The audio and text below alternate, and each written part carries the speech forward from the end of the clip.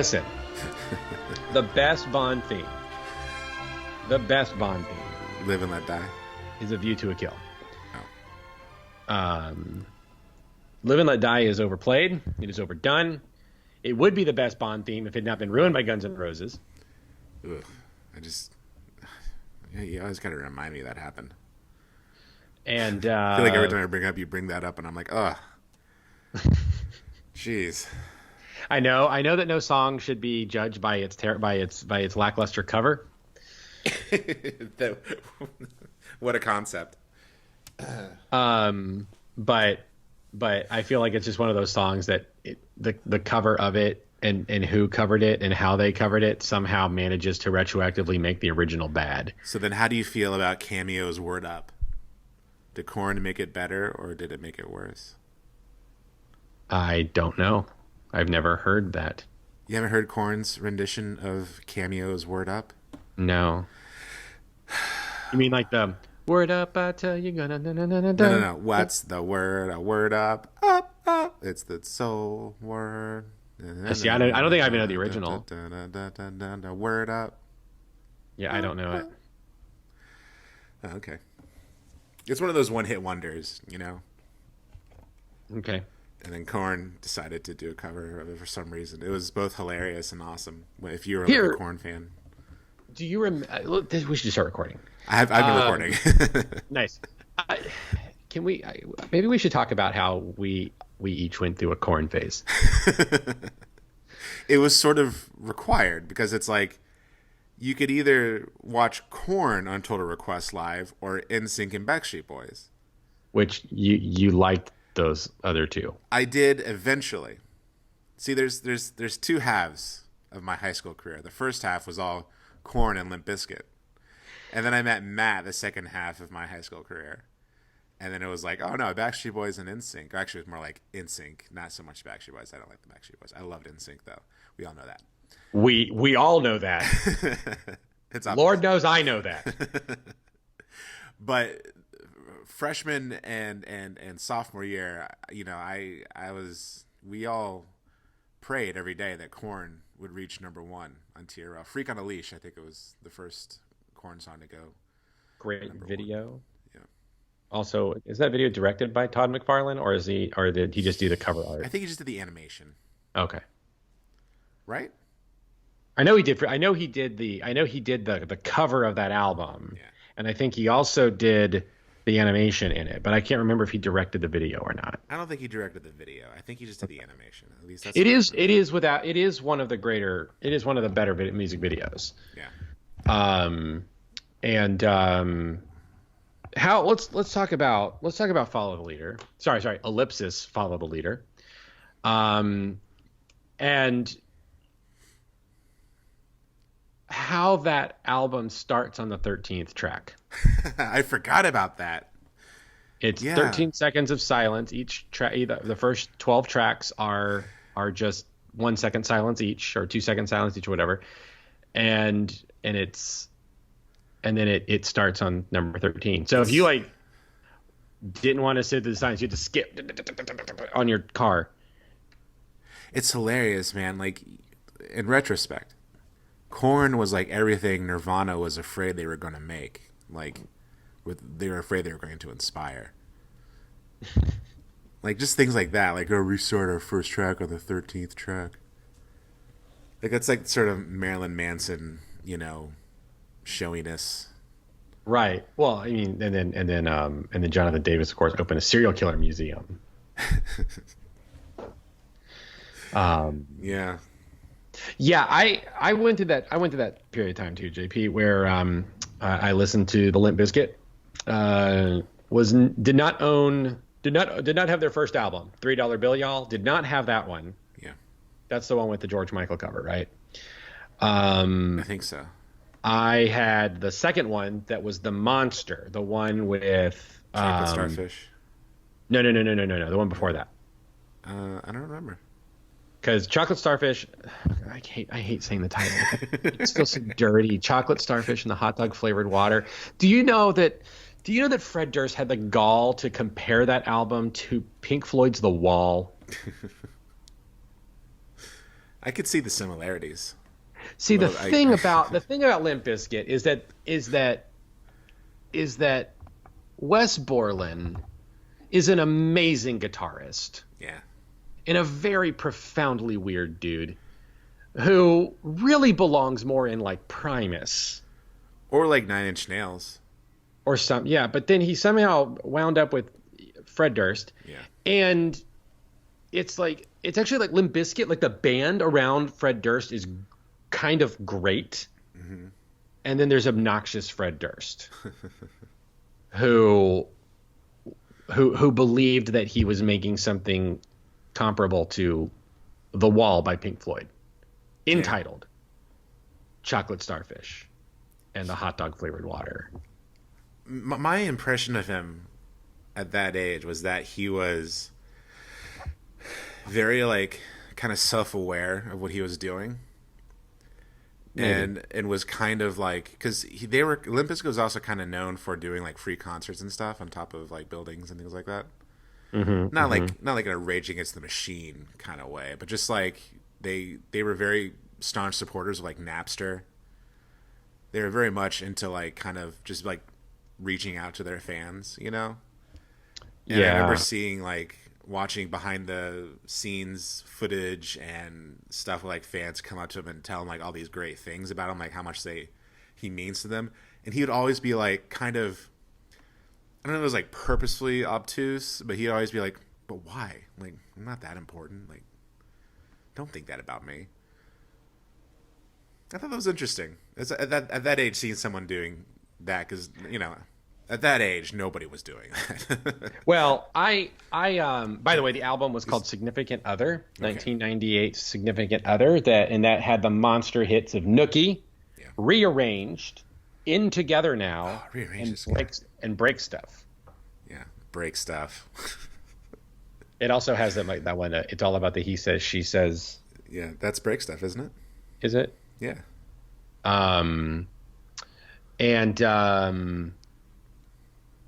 Yeah, I mean, but I also feel like, wasn't Eminem doing that though? What you're talking about? I guess so. I liked him, and I'm not an in-depth Eminem listener, but one of the things about Eminem that I always appreciated is that he released his first album and it was huge, and it spawned all these guys who were wearing white t-shirts and bleaching their hair platinum blonde and trying to be all like cool like Eminem. And then the next thing he does is his next album, the lead single is, Will the Real Slim Shady Please Stand Up? And he just makes fun of his fans.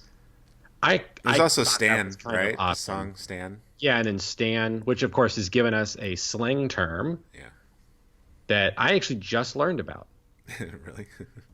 I mean, I'd seen it, we stan, and I didn't fully understand where that came from, and so I did some research, and I was like, wow, it comes from the Eminem song? Okay. Yeah. With Dido. Yeah. Ooh. And then Dido's song, the song that he samples in that got big. The early 2000s were a weird time, man. It was late 90s, early 2000s. Well, you know what? It was magical. It's fascinating to think about because all of that was orchestrated by MTV. Right. Like all of that. MTV had so much control over the industry. They decided what we loved. And then they threw it away for reality TV. I know. Let's talk about MTV. How about that? we've talked about it before. A little bit, but I do love talking about it because I love talking about I miss music videos. Like music videos on TV, not just like, oh, anyone can make a music video and upload it to YouTube. That kind of ruined the fun of a music video. Like a curated list of music videos on TV was fun to watch. Well, like I two memories that I have from MTV in terms of music videos. That was I was watching the Buzzbin once. Do you remember Buzzbin? Buzzbin, no. I think it was Buzzbin. It was like the show, and it would sometimes show up like in the middle of Saturday afternoon or whatever. But it was all like. It was like requested from people, and it was all indie music. Okay. And I can distinctly remember watching it and them mentioning that MXPX's Chick Magnet was going to be on there, and just like losing my mind, calling my friend Josh, just completely blow my mind that MXPX had a music video on MTV. Yeah. and just being so excited to see that. And then the other was I had purchased Blink-182's Enema of the State, which of course was a monster album in the late 90s. And I was, of course, it got a lot of popularity from the video, What's My Age Again? And then I can remember having TRL on in the background when they unveiled All the Small Things music video, and just being like so excited. I was like, like I knew the song before the video, and then I saw the video, because that was very rare. A lot of times I would, because I listened to, for the most part, I listen to really obscure music. That of course that makes me sound way more hip than I ever really was. It was obscure simply because it was Christian. And so like I just, typically if it was on MTV, I knew it because of the video. Like I didn't listen to radio and stuff.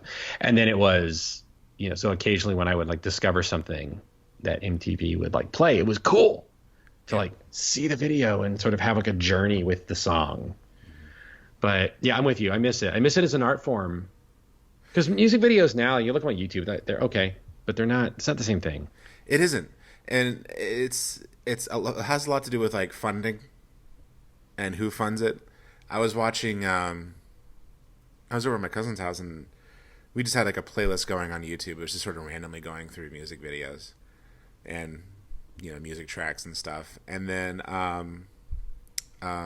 Weezer's "Island in the Sun" came on, and it occurred to me, like, it's just the band playing with animals. Right. But it's directed by Spike Jonze. Yeah. I'm like, that was, like, you gave a band, like, millions of dollars, and they hired someone like Spike Jonze. He's like, I'm just going to give you animals to pet. Like... I mean, Spike Jonze got his career started as a music video guy. Yeah, and as, like, a skater... Yeah, he did skate videos and music videos, and he most famously did a number of really well-respected music videos with the Beastie Boys, and that's where he got his start. And I mean, you think about that with those music videos, you saw some real kind of like art house cinema. Yeah. I mean, just think back of like when David Fincher was directing music videos, like when he did like 9 Inch Nails Closer, which was like, that scared some people. But it's like back then, they had an impact, right?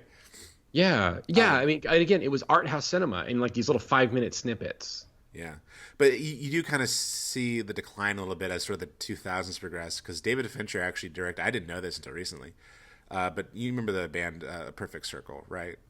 Yes. And their song Judith, which is like a very angry song. Yeah, that's a genre of rock I sometimes refer to as shaved head rock, and it was common on WJRR in Orlando. Yeah. And I didn't listen to JRR in Orlando because I just couldn't do that kind of rock music, like Stained and that kind of thing. That's sort of it was sort of like parallel to nu metal, right? But yeah, well, like A Perfect Circle is like, it was like one of the guys from Tool or something. I don't remember. Right. It's like if you're a Tool fan, you know what kind of music that person listens to, right? I never listened to Tool, but I learned that David Fincher directed their music video Judith, and I watched their video, and it's like, it's nothing special at all. Like, it's really just the band performing in like a dingy place. There's no coverage. It's just the band performing. That's it. Yeah, like compared to like Closer, 9 Inch Nails, which is like this like crazy artistic like. Yeah. I will say on the flip side though, like the other thing I appreciate about music videos of the mid 90s and later is how like Lisa Loeb's Stay, just her running around in like a falling apart like grungy house or whatever, just like an empty house, right? Like you like walk up, and then Jules, Who Will Save Your Soul, she's just like in a bathroom, like a sub bathroom. Like I just love that. I love that you could do a music video where it was, let's just put a camera in a public bathroom and just film that, and that's a music video. Yeah, and then Blink-182 kind of made fun of that a little bit, right? Where I think it was a rock show, where The music video for it was just them. They gave them a bunch of money, and they just filmed a bunch of random stuff, like just with like a home video camera. Yeah. Yeah. I don't know what it was. They were just like driving around in a van. Yeah, of course, and they gave us the video, that my personal all-time favorite music video of all time, which is a video for First Date.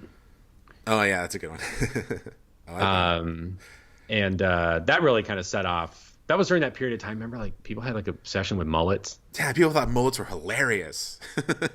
Like there was even a sitcom called The Mullets. Oh, was there? And it was about a bunch of dudes with just mullets, and they were just white trash, and it didn't last long. Mullets. I think it was like that video plus like the song by Lit. I Am My Own Worst Enemy. Yeah, My Own Worst Enemy. Because they're like in a bowling alley, right? They still had that kind of same aesthetic. Yeah. Well, that was a time period there again, into the 90s, early 2000s, where like punk rock, like sort of punk culture was our pop culture. Yeah. Jackass was on TV. Right. And it was just interesting because it wasn't the punk that was like aggressive. No, it was pop punk, It was the punk that was just sort of a little bit obnoxious, but mostly funny, and like probably needed to take a couple more showers. Yeah, mostly thanks to Blink-182, right? Kind of due to their popularity. Well, Blink, and then of course Blink. Well, yeah, Green Day, but I'm thinking more. I think Jackass really had a lot to do with it because Jackass, and of course Bam Margera, which his videos. Do you remember what his videos were called? Was it CKY? Yeah, CKY. Well, that was before Jackass, right? CKY. Everyone was starting in CKY, and then it started Jackass, and then Viva La Bam. Right, which CKY was they were sold in skate shops. That was a skater thing. Like that's the only way you saw them is they were sort of like skate videos. Yeah. But you watch them and they're actually really his just sort of like home videos with his friends traveling and skating and stuff, and then doing all these stupid pranks, and then they basically turned that into a show. Yeah, I remember they put a lot of CKY videos into Jackass, like randomly you just see Bam Margera when he was like 10 years old, like doing something stupid. Yeah, it's kind of amazing that was our pop culture for this like weird window of time for like 5 years. Yeah. They got kind of stretched out a little too, and even when you're kind of in, you're like, oh, this is a little much. Like, I think I'm outgrowing this pretty quickly. Yeah, I don't know. I don't know if I ever outgrew it. I'd relive it in a second. I would. You know what? Give me some red, white, and blue wristbands, like sweatbands for my wrist, and like a fitted thrift store T-shirt. And some Jinkos. No, man, you need like some like Levi's like 507s or something, some boot cut, low-rise boot cut jeans, brother. Oh, yeah, dude. Let's get ourselves a Sony Handycam, put a fisheye lens on that sucker. Totally. Some aviator glasses. Yeah, dude. Or Elvis glasses and a friggin' trucker hat. I hated trucker hats. Dude, I hated them. Ashton Kutcher wore a billion different types of trucker hats on Punk'd, and I hated it so much. I loved that 70s show when it was on TV. Yeah.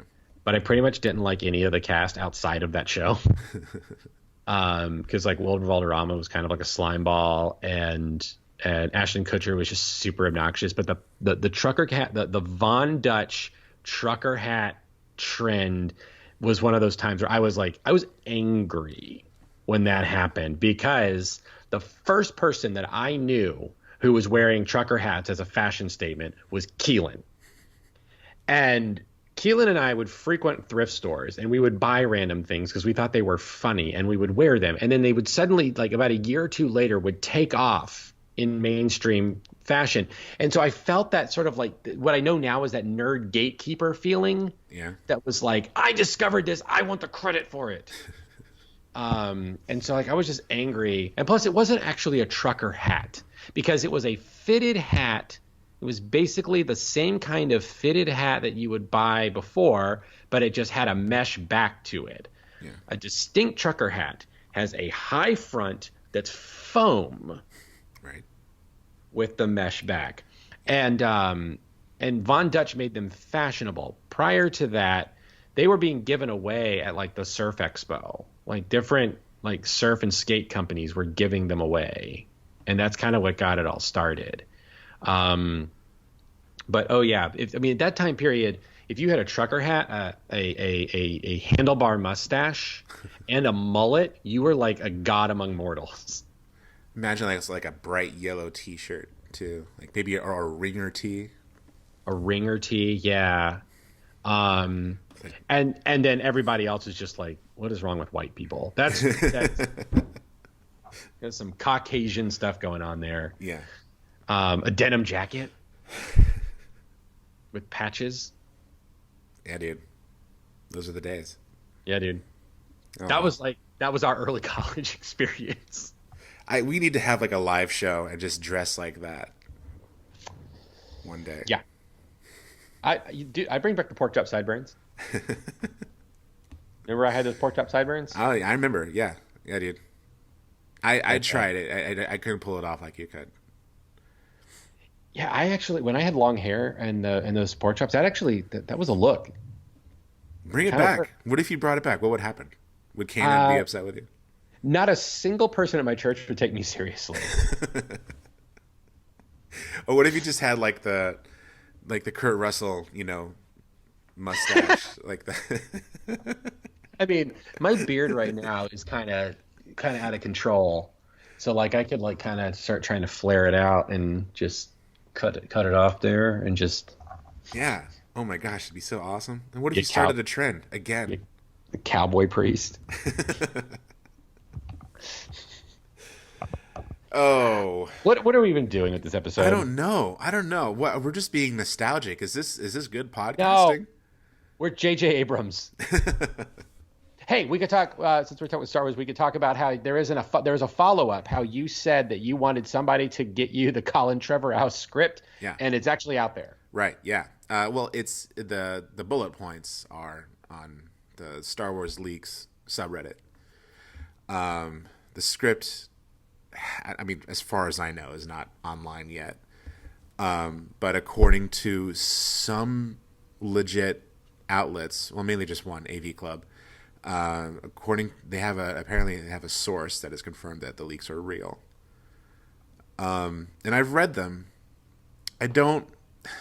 I said this in the last episode, I don't like leaks because I don't think they paint a really good picture of what No of the context, story. Yeah. And so that's why I said like I want to read the script. Give me the script. So I read them. I don't really have much to say about them. I don't know if it'd be better or worse than Rise of Skywalker. I like some of the ideas. Like Rose has more screen time, more to do. That title, though, Yeah, apparently the title was supposed to be Duel of the Fates. that's a good title. Or was it the Duel of Fates? I don't know. The name of the track that it's inspired by was Duel of the Fates. Yeah. So I don't know if it's a temporary thing or if that was supposed to be the title. Even if it was real, I think it's kind of cool. Yep. Oh, and it brings things very full circle. Yeah.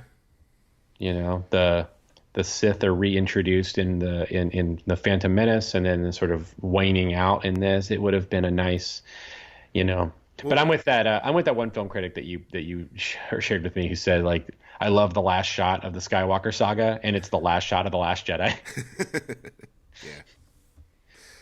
Yeah. Yeah, I thought that was funny. There's some things I like. One thing they address in the leaks is that Rey is apparently they were going to focus on Rey being conflicted on whether or not she should be a Jedi or if the Jedi should end or not. Right. Or if they should change. And actually, the same was happening with Ben Solo. Like there was a flip side to it, that whether or not the Sith should exist. So, I mean, that would have been interesting territory to explore. It's all kind of new ground, and that would have been preferable. Yeah, I think. But hey, it is what it is. Well, apparently there was supposed to be like at the very end. First of all, Palpatine isn't in it at all. except for like a hologram. Yeah, it's some kind of recording. And there was going to be a scene where Kylo Ren fights Darth Vader, which I don't know how I feel about that.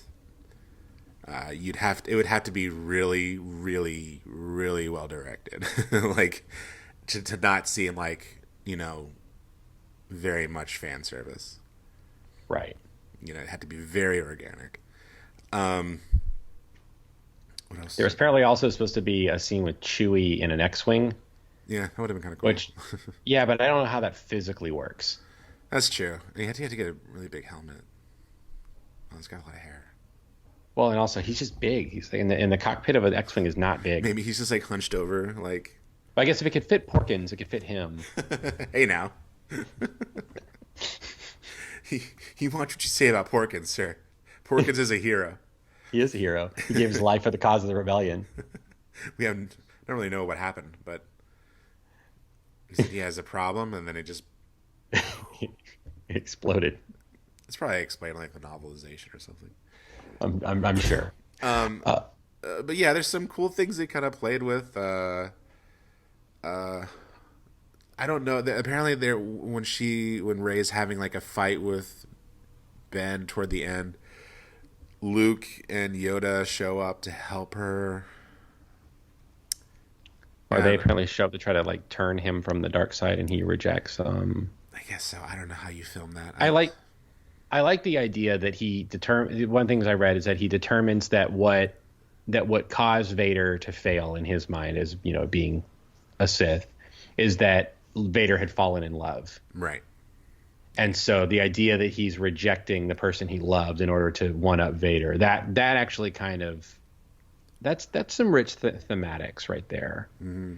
I mean, it would have robbed us of one of the best things in Rise of Solo, which is the Ben Solo scene. I mean, the Rise of Skywalker, which is the Ben Solo scenes.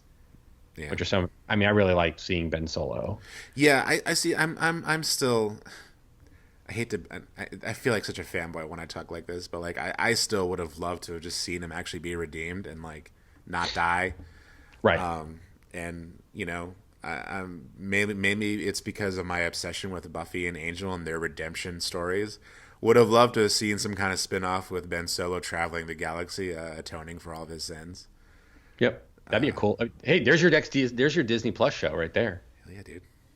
Adam Driver would never do it, but make it basically like the Incredible Hulk TV show. He just travels to like he's thumbing his way across the galaxy. Just trying to figure out like why am I here? Why do I exist? Yeah. See, that's good. What was I gonna say? Well, the other thing is that Kana, I mentioned last episode that Ken and I were talking about how we felt that the movie should have involved her healing Palpatine. Yeah. And that's a better.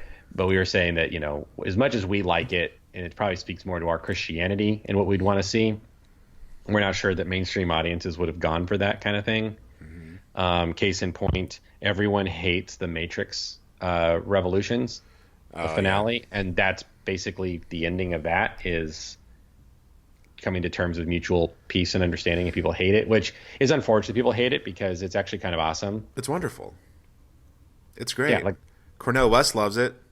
Mm-hmm. Well, it's a redemptive thing. It's breaking the cycle. It's yeah. I mean, it's coming to terms that they should all live in harmony. The machines and the humans, and they find a way to coexist. Yeah. That violence isn't the answer, but you can't do that in a franchise called Star Wars, can we? I don't know. I mean, what's going to end war, man? Learning peaceful coexistence. That's what's going to end war. Yeah, it's true. I mean, it's true, but it's like, how do you... Look, man, the book of Revelation ends with talking about, that the kings of the nations bring their glory into the heavenly Jerusalem, and that the tree of life is for the healing of the nations. It's all about that. It's all about healing and restoration. And that would be perfect for like if you had like an outside force, invading the galaxy and just like ruining everybody. Because that happened in the extended universe with Yuuzhan Vong. What? I love that you have like borderline encyclopedic knowledge of the old expanded universe of the Legends universe as they call it now. I always call it the EU. It was The always European Union. yeah, exactly. But yeah, the New Jedi Order was all about how they had kind of finally obtained peace in the galaxy. The Republic was in control again, and Luke had trained all these Jedi, and then all of a sudden, like this outside force called the Yuuzhan Vong come from like the unknown regions, and all of their technology is like organic based. Like there's no like actual tech, and so they're basically these like just like these lizard monsters with like these world ships that are enormous, like monsters they fly around in, and they can't be detected through the Force. The Force has no effect on them, and so they just like destroy the galaxy. They're like blowing up planets left and right, and it's like pushing all the Jedi to their breaking point. Chewbacca dies for real. He actually dies.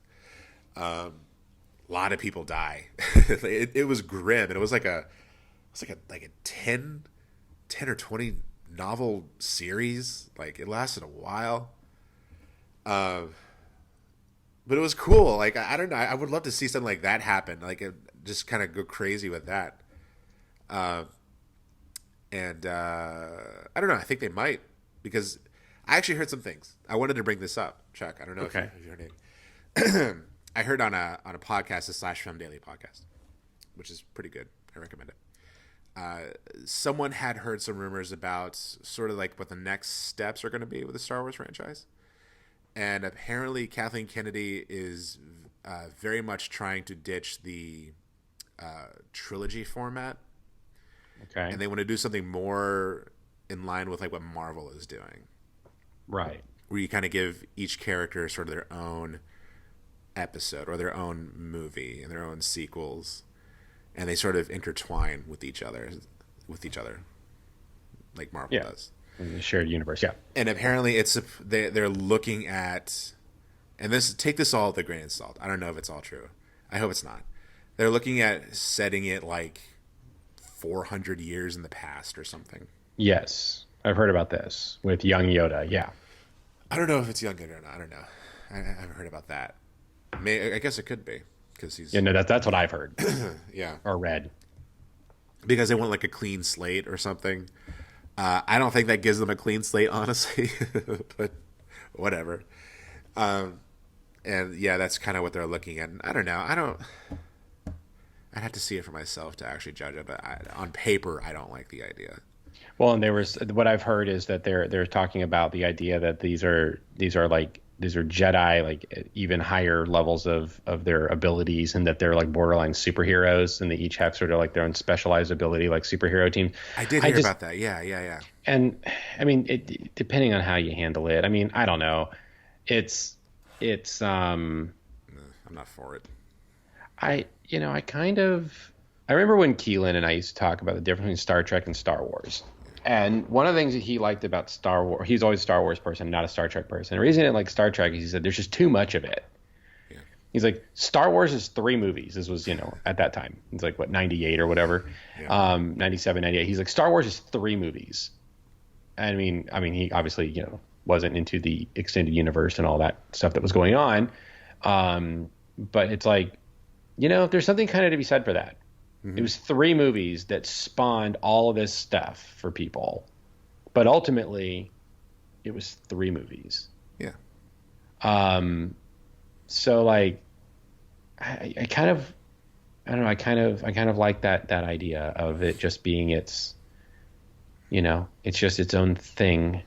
It doesn't need to like go on in perpetuity. Right. But then again, there's money to be made, and apparently Disney does not have enough money. They never will, Chuck. They never will. But of course I'm excited about the new Avatar movies. Yeah, the Avatar era is upon us. It's an original property, man. Everybody's talking about how Hollywood is just churning out, like remakes and stuff. But hey, look, James Cameron, man. He's just gonna make the movies he wants to make. Yeah. He's not beholden to nostalgia. He's not beholden to like what the fans are expecting. He's just like, I'm gonna make my blue people Space Moon movie, and I'm gonna do whatever I want with it. And you guys are probably gonna really like it because it turns out everything I make is great. I'm excited. I'm excited for you mostly. I can't wait I mean, this is like a new era for our podcast. Even how's it going to affect our podcast? Are we going to become an Avatar podcast? What if it's terrible though? What if it's like James Cameron's first like major misstep? Yeah. I don't know. I don't know what to expect. Like you know, Star Wars speculation is one thing. It used to be sort of the backbone of all movie news and industry news. Now Avatar speculation is going to be a thing, and I just don't know what to expect at all. Right. Well, and the thing is again, it's not a. Well, what's going to be interesting to watch with that is now that Disney owns it, is Bob Iger going to try to insert himself and like Disney committee people into what James Cameron is doing? Because you know as well as I know, that ain't how James Cameron flies. No, not at all. It will not be pretty for anyone. He is a famously fickle and delay-prone director who's going to do things his own way. Yeah, he moved Titanic to Mexico because of that. Right. He would just as soon just stop making those movies. Yeah. I mean, I would love to see those fights between Bob Iger and James Cameron. What does that look like? You know, can we get who throws the first coffee mug at the intern or executive assistant? That just reminded me of the comedian that I saw a couple years back talking about. Remember Carly Fiorini? Yeah. Carly Fiorina, whatever her name was. He said that she has definitely thrown a full Starbucks cup at a small dog.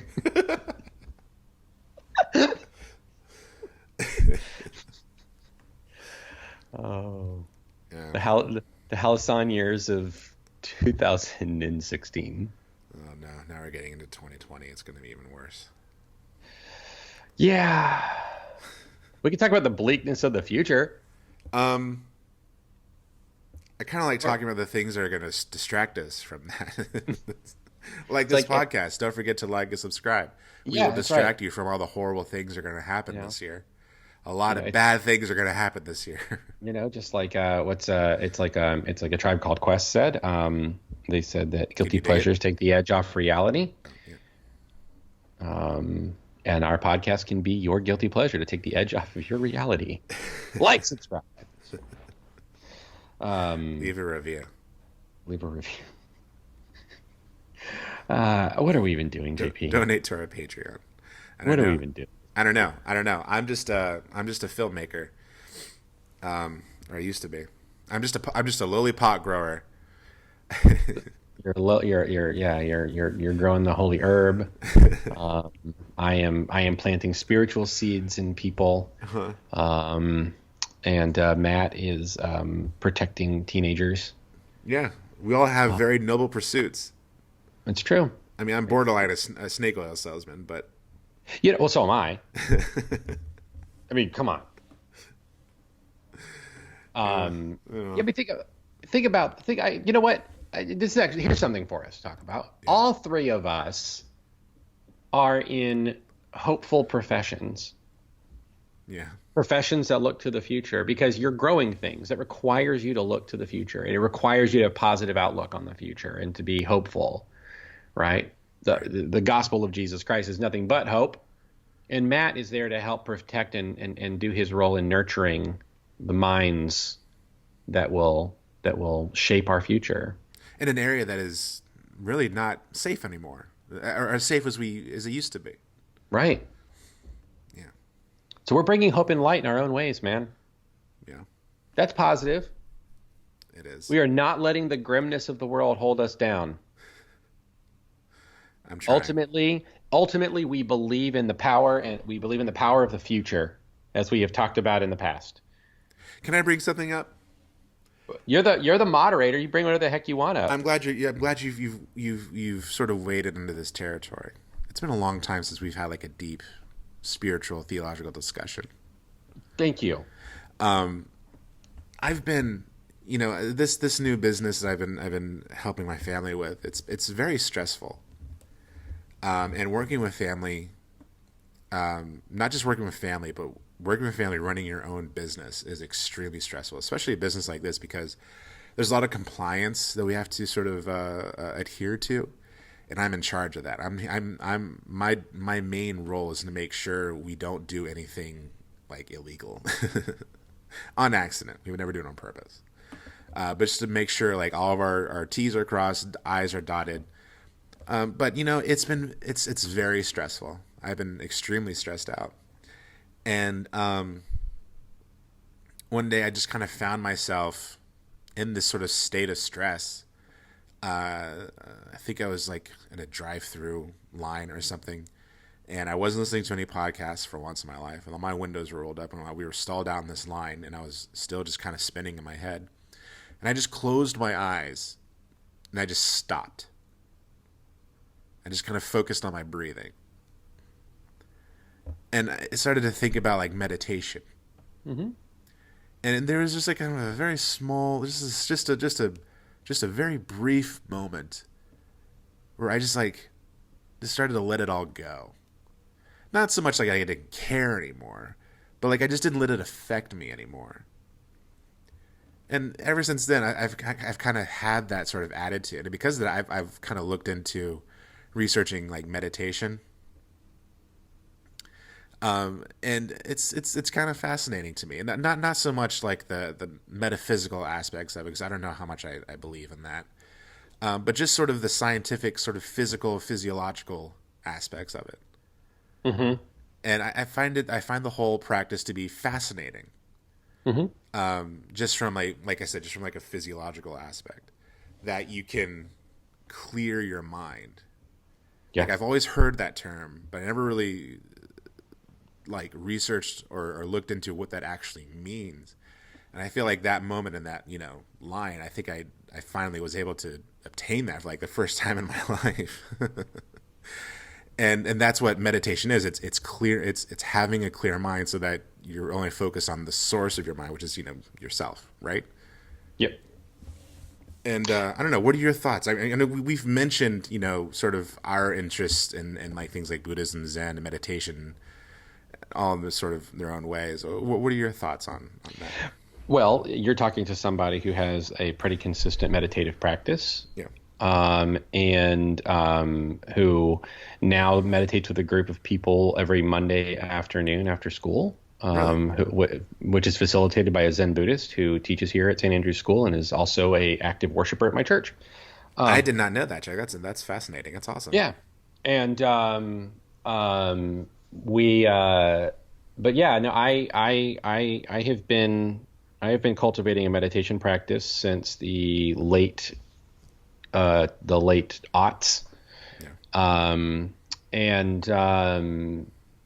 I will say, if you're looking for stuff to read, I will give the two best sources that I can give you is The Cloud of Unknowing, mm-hmm. which is a Christian is the first book ever written in the English language.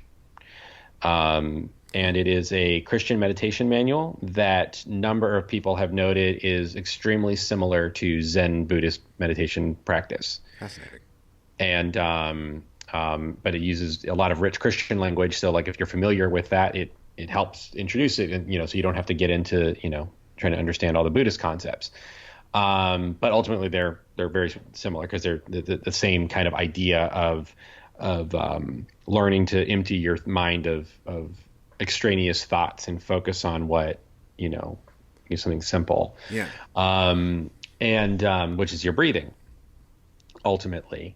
The other thing is a figure that we talk about off and on in this podcast, which is of course Mr. Devin Faraci, mm-hmm. who himself has become a Zen Buddhist, and he has an article that he wrote on his website Cinema Sangha that is entitled "On My Meditation Bullshit Again."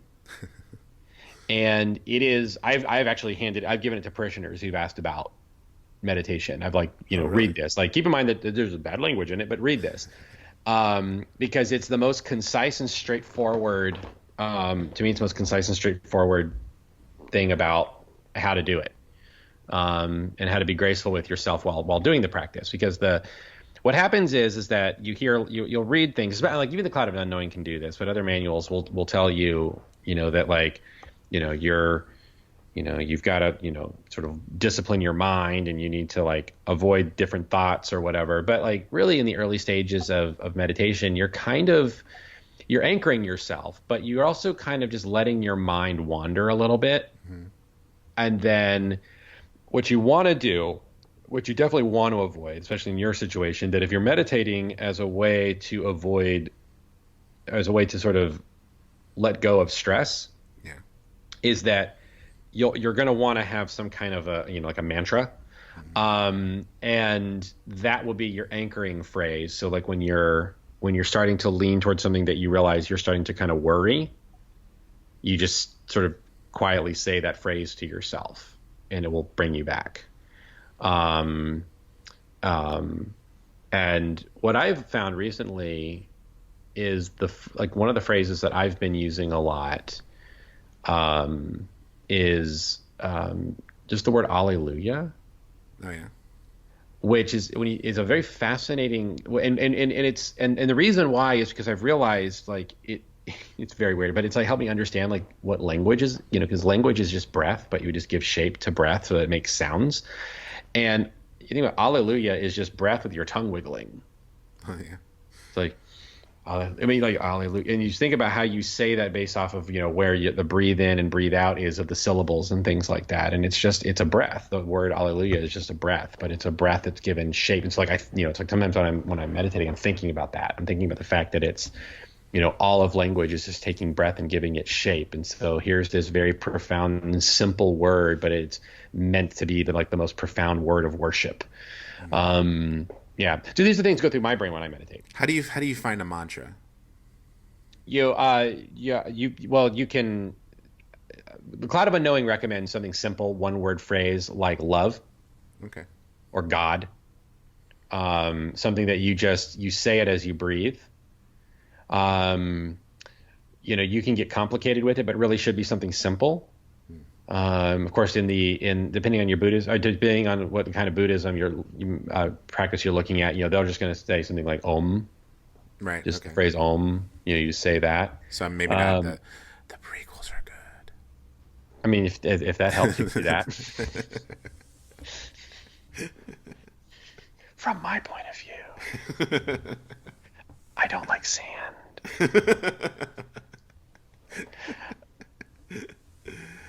Oh, we're doing an ASMR podcast now. You can hear my mouth move. Oh, I hate it. ASMR. I know people find it very relaxing. It makes me cringe. Did you ever watch the ASMR bank robbery video I sent you? No, because it makes me so uncomfortable. Oh, dude, it's so funny though. It's hilarious. It makes me so uncomfortable. What was I gonna say? Meditation. Yeah, meditation. I was gonna say something. Crap.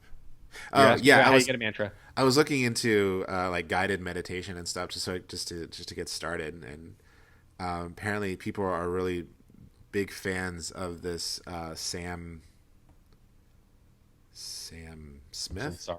Oh, Sam Smith, like the musician? Sam Harris.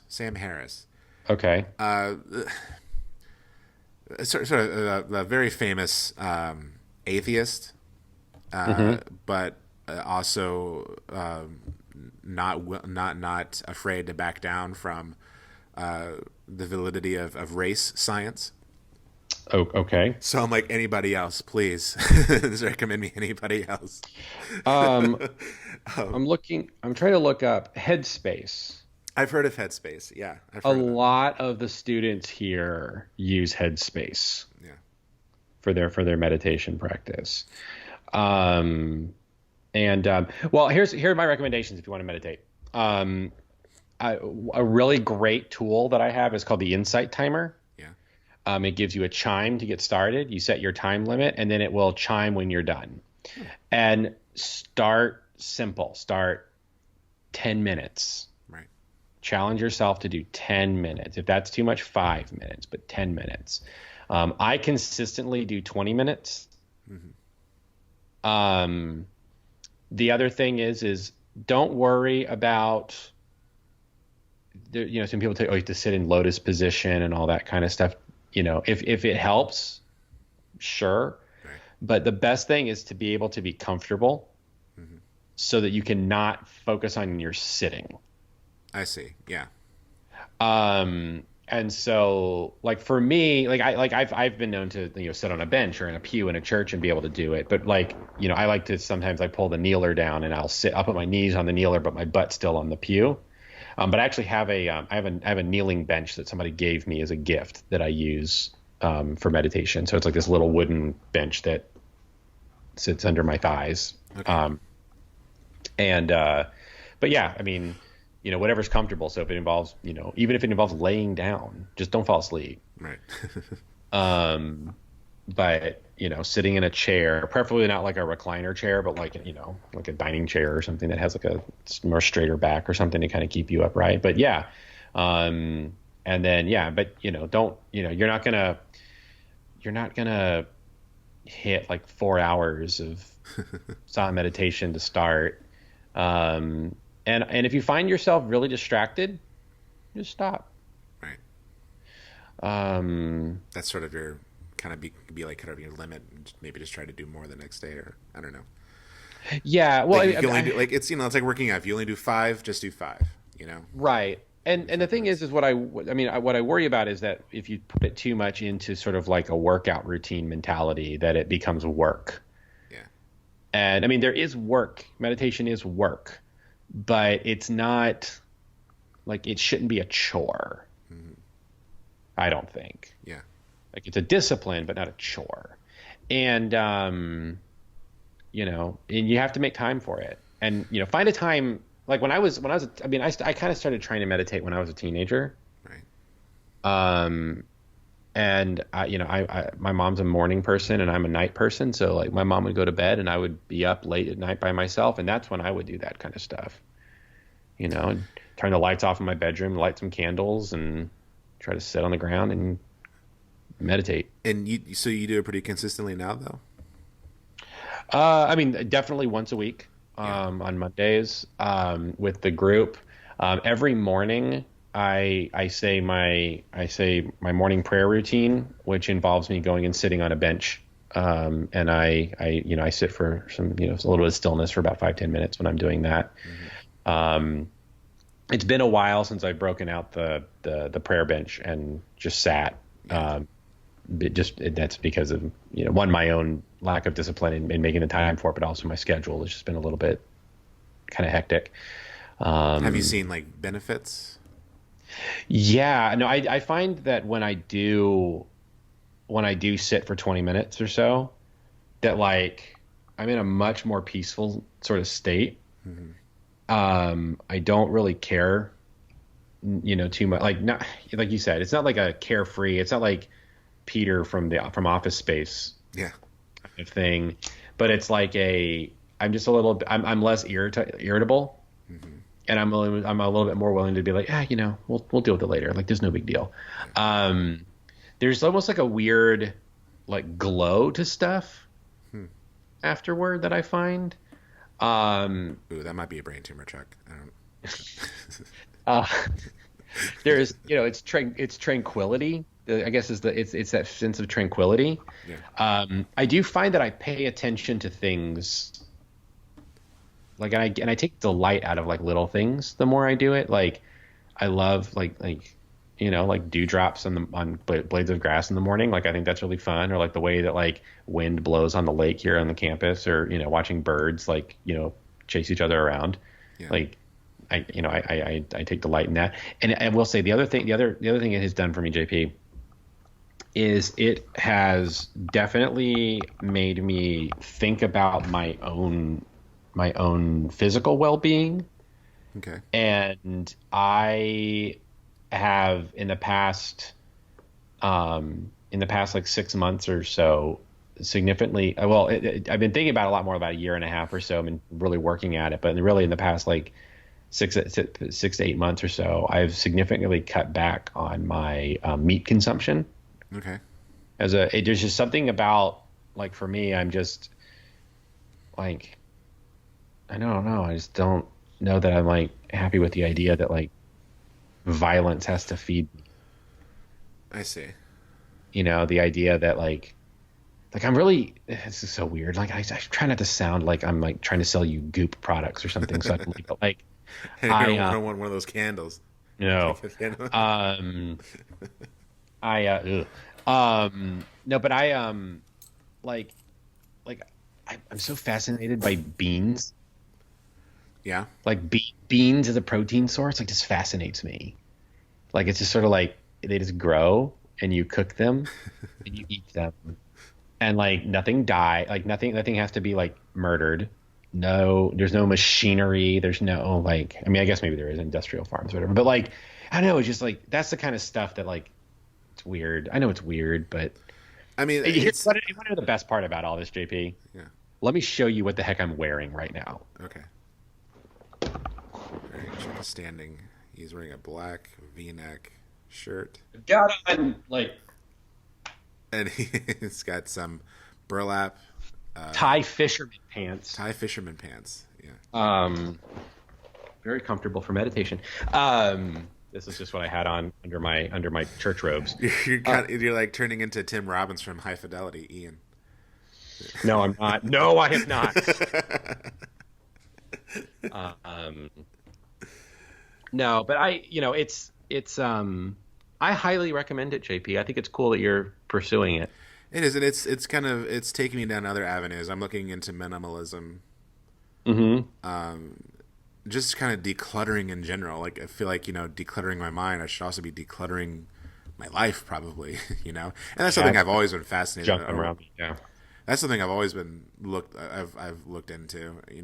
I started reading that Marie Kondo book like a year ago, and definitely want to live a more organized and less cluttered life. It's hard to do that in my situation because I live with a lot of people. Well, and in a very old house.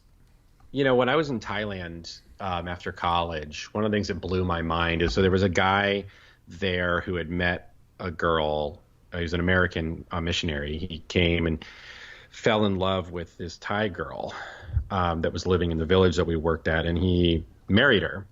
But the agreement that he had with the family is that he would stay and for 2 years with them or something, and then she would come back to the States. And so they were going to be leaving a few months after we finished up our trip. And he was saying that she had never left her village, and she was going to be traveling to Tennessee with him to live in Tennessee. And he said that everything she owned fit in 2 suitcases. Wow. Everything she owned in 2 suitcases. And I remember thinking, when I learned that, I was like, wow, like I kind of wish I could be that person. I mean, I say that as there's like, a shelf of books behind me and all that. But I remember I went hiking on the Appalachian Trail, when we were in college. And that was another thing where it was like everything I owned could fit in a backpack. Like really, like everything I needed was on my back. Like that's kind of cool to be able to realize that you can actually do this stuff. Right. But no, that's cool. Yeah, it's been interesting, and just sort of, like I said, I haven't actually started meditating. I haven't actually started trying to be more minimalist. But the more I sort of look into it, the more I learn about both things. Just stop looking into it and do it, man. I know it's hard to it's very hard to do it in my situation, is all I'm saying. Well, yeah, I mean, I imagine where you're at, finding quiet time for meditation is probably not easy. It's not. I'm kind of like always needed. There's just a lot going on, But if I had my own place, I probably would be able to. But that's what I'm working on. So it's a goal. Well, another thing that's helpful that I found is helpful is the rosary. Oh yeah, like some kind of beads, because it gives you there's a very simple prayer that the Eastern Orthodox Church uses with their version of the rosary. It's just a rope of knots called prayer knots, and on each one they just say, "Lord Jesus Christ, Son of God, have mercy on me, a sinner." And so that's what I use And I use that as a way to sort of lead into my meditation. And that helps me because like I have a notoriously like my brain is always kind of going in different directions. Yeah. And so that I found for me allowed me to focus, give me something to focus on. It was tactile and repeatable. And then after a while, once you get into the habit of it, it's a lot more doable, to the point now where I'll sometimes like walk around on campus and I'll have my hand in my pocket and I'll be praying a rosary, and like people can stop and talk to me and I can keep it going even while I'm having a conversation with people. That feeling you described, that you had that like brief moment of like nirvana, of like you just, you weren't really concerned about it. Like that feeling you get when you've had like a really, even like you get like it becomes a more enriched feeling the more you do it. I wanted more of it. Right. I mean, you're not going to get it every time. Yeah. But after a while you do get it kind of more consistently. Right. Yeah. And, I made the horrible mistake of going to the Christianity subreddit and just doing a search on should Christians meditate. No. And Chuck, I wish I could. I should have saved some of the comments I found. Some real winners, like the idea of having a clear mind is just opening yourself up to the devil. I've heard that.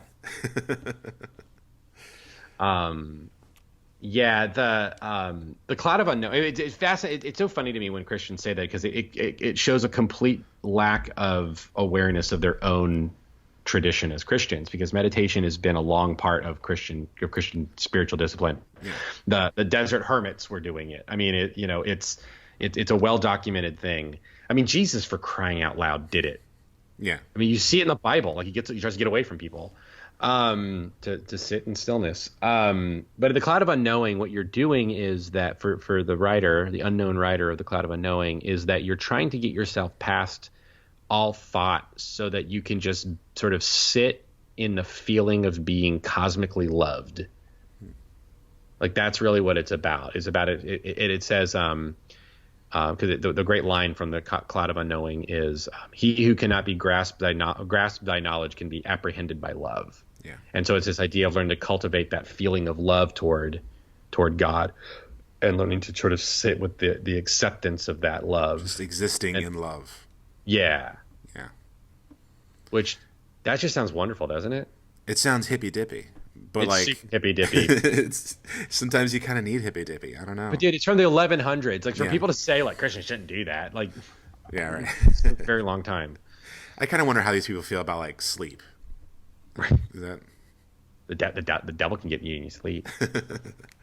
Another person you might want to read is Thomas Merton. Okay, Thomas Merton. Thomas Merton was he's a very interesting guy. He was a writer who sort of floated within the beatnik circles, sort of pre-beatnik time. So he's kind of like more contemporary with like William S. Burroughs and these people who sort of influenced the beats. He's a poet and writer, and decided to give it all up to become a Cistercian monk in Kentucky. And so he became a Catholic monk, and ended up eventually publishing his journal, which is called The Seven-Story Mountain, which is sort of his autobiography. And Merton did a lot of correspondence with like the beats, like people like Kerouac and others, but he wound up doing a lot of studies on Asian spirituality, and he found a really great connection with Thai Buddhism, Zen, but also Thai Buddhism, and his own spirituality as a Cistercian monk, the Benedictine tradition. Sorry. And so he wrote these books about the connections between the two, and he's been one of the most influential in resurrecting the discipline of meditation for Christians. Him and another important writer in terms of spirituality is a guy by the name of Howard Thurman, who was a major influence on Martin Luther King Jr. Okay. But Thurman's, I don't know that I'm not sure that he writes too much about like the actual discipline and practice of his spirituality. Mm-hmm. it's more about the, his spirituality informs his other stuff. But Merton actually like writes a lot about it. And Merton is, he's a really good, he's just a very interesting figure. Seven Story Mountain is really good. I have one of his books around here that I pilfered from a library. That's about his life as a monk. That's really interesting. Yeah, but anyway, so just I could keep talking about it, but yeah, it sounds like there's a billion different really interesting paths you can go down in researching this. And yeah, but like I said, if you really want, like I said, in my own experience, the two best things is The Cloud of Unknowing, which you can get for free on the internet, public domain book, and Devin Faraci's article.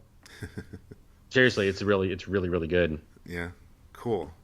Yeah, I have to read that article, and I think I did stumble upon Cloud of Unknowing in my sort of researching. Well, and it's also, I mean, at some point at PBA you should have encountered it, because it's a book that I know that Athey tries to get everybody to read, and is fresh in comp classes and stuff. So I'm sure someone somewhere made you read it. He would. But the less we say about Palm Beach Atlantic University right now, the better. Oh boy. I need a day of meditation for that. Yeah, well, you'll like that. My diploma is off the wall and is sitting in the corner, facing the corner. It's taking a time out to think about what it's done. Oh, jeez, serious. I'm discerning to whether or not to return my diploma to them. Yeah. As a show of protest. Since you're recording, listeners, if you're wondering what's going on, Palm Beach Atlantic University decided to name Melania Trump as a woman of distinction in a very clear pandery to a political agenda. And I know that we may have listeners of various political persuasions, and so, everybody's entitled to their opinion or whatever, but it doesn't reflect the student body of PBA. It doesn't. There are people who are conservative, who are right wing, who are probably Trump supporters who go to PBA, but PBA is, the student body and even some of the faculty. It's very very diverse in their beliefs and politics and opinions. Mm-hmm. It's not like it's don't get me wrong, it is pretty much an evangelical school. But it's not like Liberty University or anything. Right. Which I think a lot of people, in the administration probably really want them to be like Liberty University or, Regent or something. Well, at one point it was founded to be it was something referred to as the Liberty of Florida. Yeah. But yeah, it's definitely more, people are trying to take it more of like a Regent direction really than a. Yeah, and it's not. I mean, if you actually went around talking to people, you'd find just the whole breadth of views, really. Right. And it's just the administration that really wants it to be this sort of very, like I said, Regent Liberty. And but even then, not even all of the administration. Yeah. So it's strange to me. It doesn't to distinguish someone so blatantly because of their right-wing politics. It's just not reflective of the school I went to, Yeah. A school that, of course had its big, Students in Free Enterprise hosted chapels and all this very Republican stuff. Yeah. But then, had Senator Bell Nelson, a Democrat, speak at chapel on at least an annual basis, mm-hmm. and held him up as an example of somebody with a robust Christian faith, even though he was a Democrat. It's a school that, it does have a lot more nuance in its politics than it might appear from the outside. And to do this, and it's and the thing is that this award that I understand is limited to two people who may not really be fully part of the university system. It's just sort of like their own thing. Yeah, I remember you mentioned that to me. But it's also limited to people who live in Palm Beach. So you have to be a resident of Palm Beach to be a woman of distinction. Do we have a vetting time period? Because I think Melania Trump has been a resident of Palm Beach all of 6 minutes. I don't know, man. It got me thinking, and I'm You should all know by now I'm not a right-wing conservative folk. But there was a time when I was, and it was when I was at PBA. But even then, there were programs that were so focused on caring for your community, and not just praying for people, not just delivering Bibles, actually caring, like going outside your comfort zone. And like, I've met so many women who were like babysitting homeless children on the weekends, or who spent entire summers in orphanages, like for like 4 years in a row at the same orphanage. Like, Right. like People just, dedicating their entire life to like ending human trafficking. yeah. Oh yeah. That was a big one too. Human trafficking was a big one. Like getting involved with IJM, which, well, I don't know if we should say that, because apparently I think IJM kind of came under some controversy lately. I don't know. IJM is the International Justice Mission. But yeah, like there was a big sort of very spirit of volunteerism and like real social justice. Mm-hmm. So it's just kind of jarring to me whenever I see like a very blatant attempt to like align the school with a certain political view, because it doesn't reflect my experience. It doesn't reflect the student body, you know. So that's just my Right. opinion And on it. and it's one of those things, if like the first lady was like an alumna Yeah. of Palm Beach Atlantic University, like regardless of their political background, like I could kind of see it. Right. Yeah. But this is like somebody clearly desperate for a particular agenda to be kind of, railed through the university. What's telling, though, is that if you go to PBA's website under their news tab, there is no mention of it. Really? Like, Oh. and I know like there was an open letter published apparently in the Palm Beach Post. That's been my thing. I've been trying to figure out like what the response is going to be, because I kind of want to do whatever the big response is. The other thing I've been wrestling with is like, I didn't return my diploma over, like their stance on same-sex marriage, and I didn't, return it over like, a range of other things that are a little more insidious Yeah. that they do there. So like, why is this the thing that makes me want to do it? But it's also kind of like a straw that broke the camel's back piece. Yeah. I mean, that's kind of how it normally goes, right? Like, you kind of want to hold out hope that they'll eventually start making the right decision. But then, Yeah. there comes a point where it's just like, I can't take it anymore. Right. But it's like, it'd be great if I were like, what I should have done, if I was smart, what I should have done is, every year since I graduated is I should have written a letter, an IOU. This is the money I would have given you Yeah. if, you had, if you stopped doing blah, blah, blah, blah, blah. Right. Which, my feeling of like, my feeling on protests and things like this is, is an interesting, and that's is a whole topic we could talk about on another episode. Cause like, I just think of, it just didn't talk about this thing about the fact, there's a Chick-fil-A on campus at PBA, and there's all these people very angry at Chick-fil-A and, calling for boycotting of Chick-fil-A and all of that. And I've often wondered, and I've talked to some friends of mine about this, and they think they think it's kind of an interesting idea, is like, instead of boycotting Chick-fil-A, if like gay people ate at Chick-fil-A and then mailed copies of their receipts to Dan Cathy to show like, this is how much money we're spending, like that kind of, sends a message too, right? Like, Yeah. I think of, there's a, in Pensacola, which is a notoriously conservative area. Pensacola apparently was like the last stop of like a certain like train of gay parades. Okay. Like, I don't know if it was like, I'm not sure like what the whole detail is, but there were like these particular, like there were these like particular sort of like beach kind of spring break gay festivals or whatever. And Pensacola was one of the last ones. Well, a bunch of the fundagelicals there up in from Pensacola College and all that, they got all upset and convinced the local governance not to say, we don't want them here, and we shouldn't accept any money from them. Mm-hmm. We don't want their money because like that was sort of the thing. It's like, oh no, but it's a boon to the economy, the local economy. And so the organizers were like, okay, you don't want our money? Fine. So they made it cash only. Yeah. And every dollar they received, they had a stamp that said gay money, and they stamped it on every bill. And, basically like said, okay, well, this isn't your money. You said you didn't want our money. You didn't want the gay money. So we've stamped it. It's our money.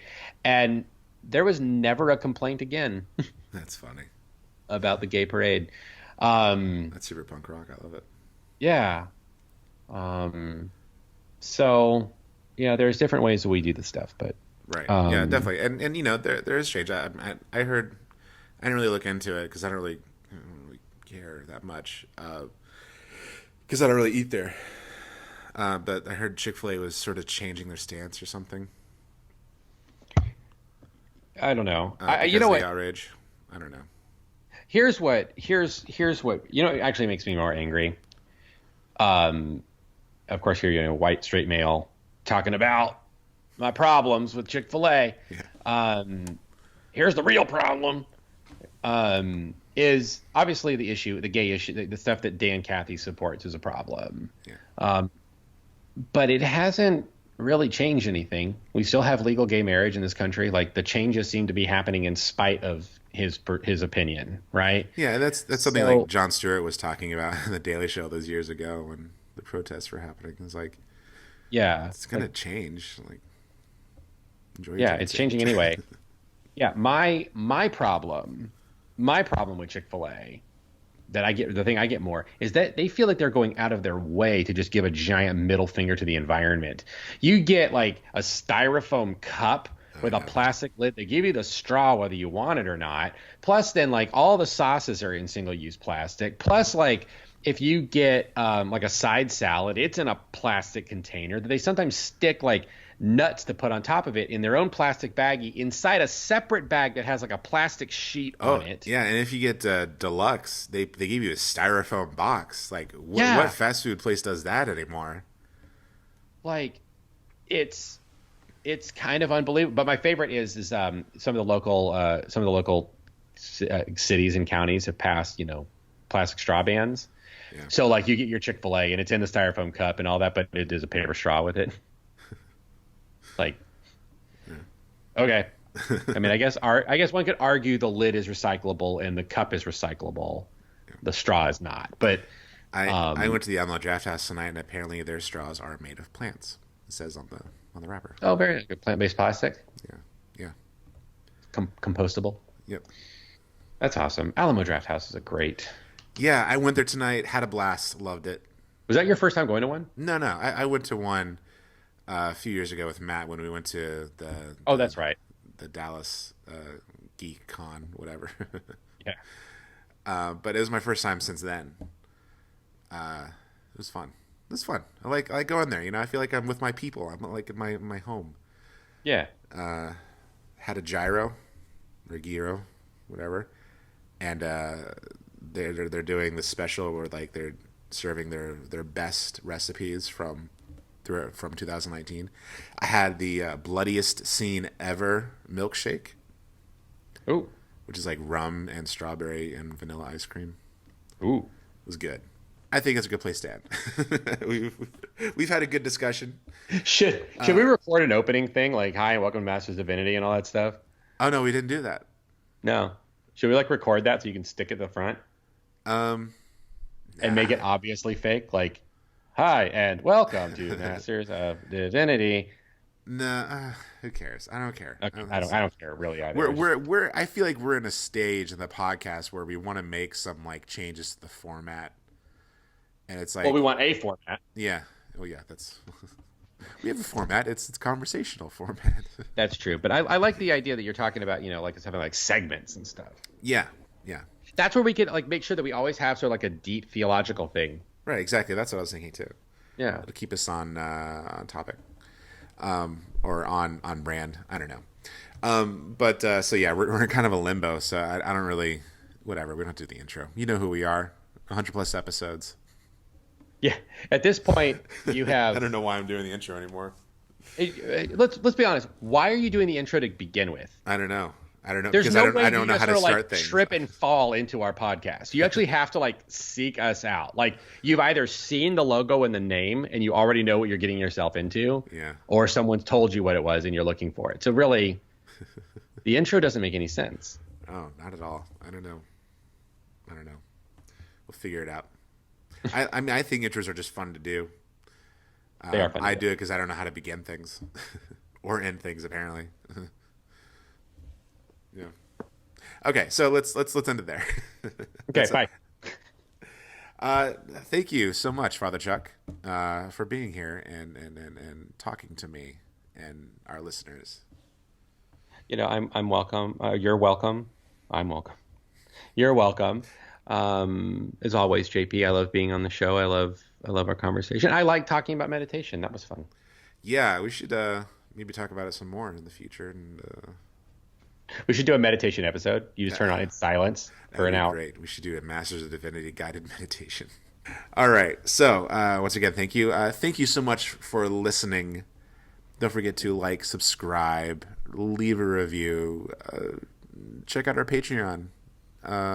We still have one Patreon going strong. I just want to give Mike a shout out for continuing to support us.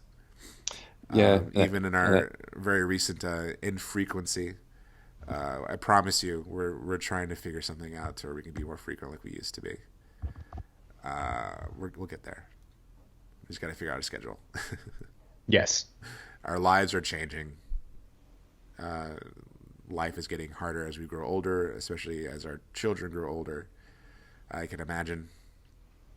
As we add new children to our houses too. That's right. Because listeners, the Browning household is having another child. That's number 3. Wow. You see, there's like a blank emotion on your face as you say it. I was just disappointed. It's funny because we're well into the second trimester, so like the whole we're having another baby, like it's past. It's past. Like the newness is past for us. And the fact that it's also the third one, it's like our listeners. It's like, oh, magic! There's a baby. And the fact that it's also the third one, it's already like it passes pretty quickly. I'm sure, right? Like yeah, and it's just like I don't care. Like it's like I'll just sort of like she'll be delivering, and I'll just be like, oh, that's happening. Okay, well, yeah, you're just gonna carry this one in a backpack, right? Like yeah, I'll just come home one day and I'm like, oh, there's another one. Okay, give it Skittles or something. I don't know. Yeah, like, you fend for yourself. Thank you so much for watching and listening. Join us again next time. Good journey.